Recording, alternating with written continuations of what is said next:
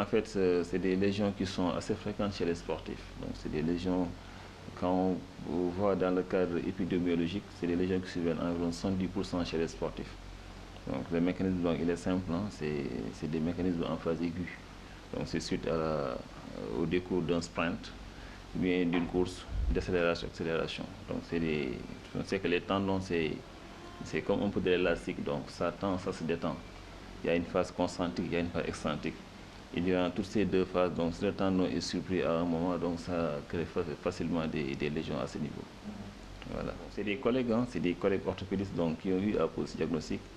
C'est des lésions tendineuses qui sont pareilles tant chez le sportif que chez le non-sportif. Donc toute partie en fait, histologique du corps humain donc, a une durée de cicatrisation qui est bien définie. Que ce soit le tendon, que ce soit le muscle. Donc il faut une phase de cicatrisation donc, qui peut aller de 6 semaines à 12 semaines. Donc selon en fait, le traitement qui a été fait. Ici, dans ce cas, c'est un traitement chirurgical. Donc ça veut dire qu'on a eu à ouvrir, à faire de la suture, ainsi de suite. Et vu que en fait, c'était une lésion tendineuse sur ce qu'on a eu à voir, donc sûrement ça va nous prendre minimum 6 à 12 semaines de cicatrisation.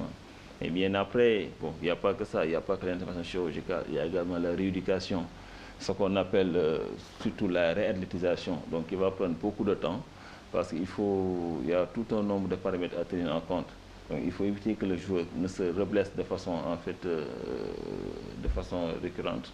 Donc il y a des charges qu'il faudra appliquer. Et c'est d'où l'intérêt de faire de l'isocinétisme. Je pense que c'est des choses que les grands clubs vraiment ont mises en place dans le protocole thérapeutique.